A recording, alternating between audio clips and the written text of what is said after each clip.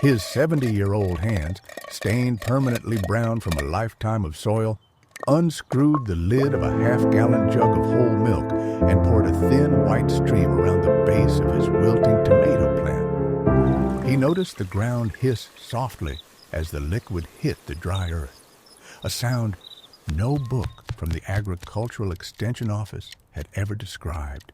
You know that moment when you've tried every bagged fertilizer on the hardware store shelf, watched your seedlings turn yellow anyway, and started wondering if the neighbor's lush garden is growing on some invisible secret you were never told about. This gardener had that feeling for 20 years. But on this specific Thursday afternoon, he watched something happen underground that no one at the university could explain. And 12 hours later, those roots were doing something the textbooks insist is impossible. The 1978 study that gave milk fertilizer its original bad name was conducted on test plots in central Texas, where researchers from a state agricultural station applied a mixture of whole milk and cod liver oil to rows of sorghum. Their published conclusion stated bluntly that the mixture had no effect on crop yields or soil structure in the fields tested.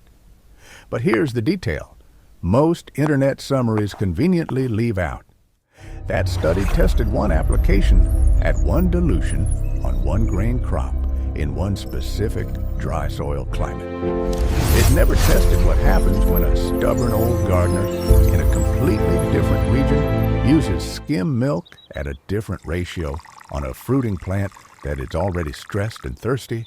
The old gardener does not read scientific abstracts. He reads the soil. And what his soil told him 48 hours after that first pour was that the 1978 conclusion did not apply to his tomatoes. So James, the 70-year-old gardener in question, did not start with whole milk. He started with observation. He noticed that the milk left over from his morning coffee, when dumped into the same spot by the back door every day for 3 weeks, made the soil under that spot smell different. Not rotten, not sour in the way spoiled dairy smells to a human nose. It was a deeper, earthier scent, the kind of humidity you find 2 inches below the surface of a forest floor after a slow rain. He did not know that the lactose in milk ferments into lactic and acetic acids when it hits warm soil, a process that can drop the pH around the root zone by up to 0.8 of a point for about a full day. What he knew was that the patch of ground where he poured the milk grew darker faster than the ground he watered with the hose. But here is the trap. Pouring undiluted milk straight from the carton onto a plant's crown, the spot where the stem meets the soil, is one of the fastest ways to kill a tomato seedling you have ever seen. The fat content in whole milk coats the root hairs like a plastic film, preventing them from absorbing oxygen. Within 6 hours, the soil around that stem turns anaerobic. Within 12, the smell shifts from earthy to putrid, a thick fermentation odor that attracts every fruit fly within a 50-meter radius. The 2022 study published in the Journal of Plant Nutrition measured exactly this effect. Leafy greens watered with undiluted milk showed a 15% reduction in growth compared to the plants that received plain water. The roots were suffocating, not thriving. The old gardener avoided this disaster through pure trial and error. He poured his milk in a wide ring, 12 inches away from the main stem, never letting the liquid touch the plant itself. You just learned the fastest way to kill a tomato, and the one simple adjustment that saves it. That is the kind of detail the 1978 study never included. Subscribe so you do not miss the full protocol, because what comes next will rewire everything you thought you knew about feeding your plants. Drop the word ring in the comments if you have ever lost a plant to stem rot and want to make sure it never happens again. The first real step, the one that separates a miracle from a mess, begins with dilution. You take 1 part skim milk, And it must be skimmed because the fat content matters more than you think. And you mix it with 9 parts room temperature water. Room temperature, not cold from the refrigerator, because a sudden thermal shock to the root zone can trigger a stress response that shuts down nutrient uptake for up to 72 hours. Stir it gently in a clean bucket until the milk dissolves completely into the water, no white streaks remaining. Then you pour this mixture onto the soil in a circle that starts 10 inches from the main stem and extends outward another 6 inches. The roots that do the actual absorption work are not the thick taproot at the center, but the fine feeder hairs that spread horizontally near the surface, exactly where the diluted milk reaches first. Remember that 12-inch gap you left around the stem? Now, it becomes the most important part of the whole operation. That untouched ring of dry soil acts as a barrier, preventing the lactic acid from creeping up to the crown region where rot starts. You know the frustration of watching a plant look perfect on Tuesday and collapse by Friday, the stem turning brown and mushy at the baseline, the leaves still green and confused above the rot line. That is what happens when moisture, any moisture, whether rainwater or milk water, stays in contact with the crown for more than about 14 hours. The old gardener learned this the hard way when he lost his best cucumber plant in the summer of 2019. He never made that mistake again. The third action escalates the technique from simple feeding to strategic microbial management. After you pour the diluted milk, cover the wetted area with a thin layer of dry grass clippings or shredded newspaper, black and white newspaper only, because the CTESB report from 2012 showed that colored ink contains heavy metals like lead and cadmium that leach into the root zone within days. The dry layer on top slows evaporation, keeping the lactic acid active for the full 24 to 48 hour window. It also prevents direct sunlight from breaking down the milk proteins before the soil bacteria can process them. You want the bacteria to do the work, not the sun. Beneath that dry cover, invisible to the eye, the soil microbiome begins a rapid fermentation cycle that changes the chemical landscape around every root hair. Here is where the 24-hour transformation becomes visible in a way you can see without a microscope.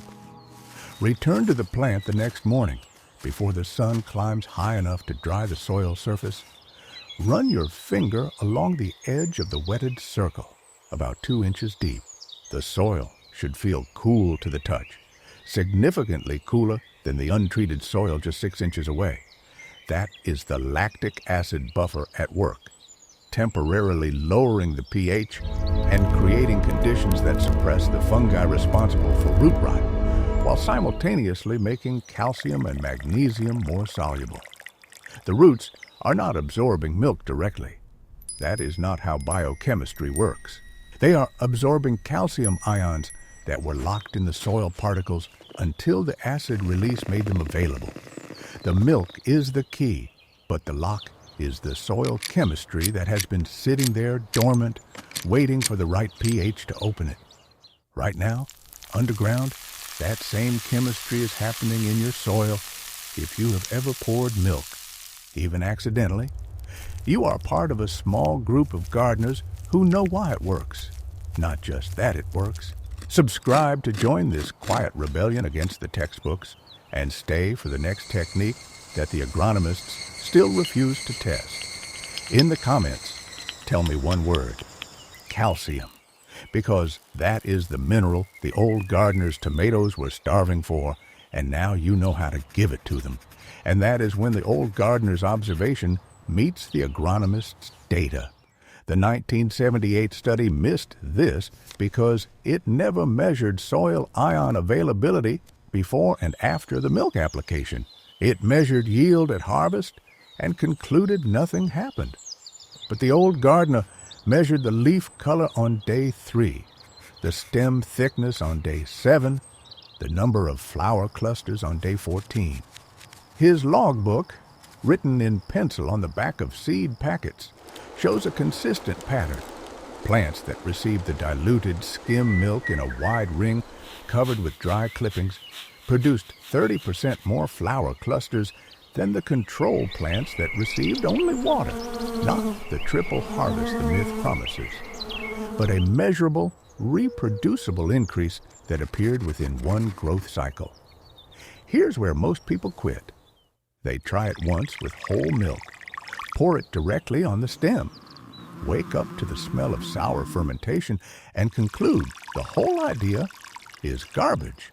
That is not the milk failing, that is the method failing. The 2022 study that showed reduced growth in leafy greens used undiluted milk applied directly to the soil surface around the crown. Exactly the wrong technique. When applied correctly, in the wide ring with the dry cover, the same study that measured the 15% reduction would likely show a different result. But that study has not been done yet. The old gardener does not wait for the study. He watches the leaf color change on day 3 and keeps going. Now imagine your own tomato plant 3 days from now. The sun hits the leaves at 7 in the morning, and instead of that tired, slightly drooping look they have been carrying for weeks, they are angled upward, the stems stiff, the surface of each leaf reflecting light with a waxy sheen that was not there before. The soil underneath the dry clippings still holds that cool, earthy moisture. The earthworms you spotted last week are still working the zone 6 inches deeper, pulling the processed organic matter down into the darker layers where the roots spread. You did not need a bag of synthetic granules. You used the leftover milk from Tuesday's breakfast, mixed with water from the rain barrel, poured in a circle you measured by eye, and covered with the classified ads you read yesterday. Tomorrow morning, before the sun climbs, run your finger through that soil and feel the difference. The old gardener felt it decades ago. Now you know why. There is one more layer to this technique that the old gardener discovered only after 5 years of pouring milk. He noticed that if he applied the diluted milk too frequently, more than once every 14 days, the soil started to compact, the surface forming a thin whitish crust that water could not penetrate. The 2019 study from the Universidade de São Paulo on dairy byproducts and agriculture noted that excessive lactose application can temporarily overwhelm the soil's natural bacterial population, creating a feedback loop where the bacteria that process the milk multiply too fast, consume all the available oxygen, and die off in a mass dieback. That dieback leaves behind a layer of dead microbial biomass that seals the soil surface like a crust. The old gardener learned to wait exactly 14 days, not 12, not 16, because his logbook showed that day 14 was the precise point where the root hairs had fully absorbed the released calcium and the soil pH had returned to its baseline. That 14-day rhythm became the backbone of his entire watering cycle. He poured the diluted skim milk on a Tuesday, watered normally on Thursday and Saturday, then applied a plain water soaking on Monday that flushed any residual lactic acid deeper into the subsoil. On the second Tuesday, he repeated the milk pour. His neighbors, who fertilized with the granular synthetic bag every Saturday morning, watched his tomatoes grow taller, darker, and denser every year without understanding why. They assumed he had better soil, better seeds, better luck. He had better patience. He had a logbook, a bucket, and the willingness to ignore a 46-year-old study that said none of this should work. The beautiful part is that no single component of this method is new. Gardeners in rural Japan have used diluted dairy whey on their vegetable beds for at least 200 years, calling it the gentle rain that feeds the unseen workers. The chemistry behind the process is taught in introductory soil science courses at every agricultural university in the country. But knowing the chemistry and trusting the rhythm are two different things. The old gardener trusts the rhythm because he has watched it work through spring floods, summer droughts, and the slow decay of autumn.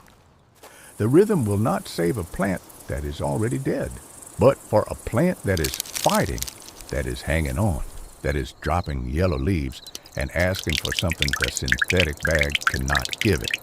The diluted milk in a wide ring with a dry cover is the difference between a garden that subsists and a garden that thrives. The 14-day rhythm is the fine print that turns a good technique into a lifelong practice. Most gardeners will never get this far. They give up after one try. Do not be most gardeners. Subscribe now to keep building that logbook of proven methods, because the next video will show you the second kitchen scrap that works even better than milk. And in the comments, type the word patience if you have ever stuck with a method that everyone else abandoned.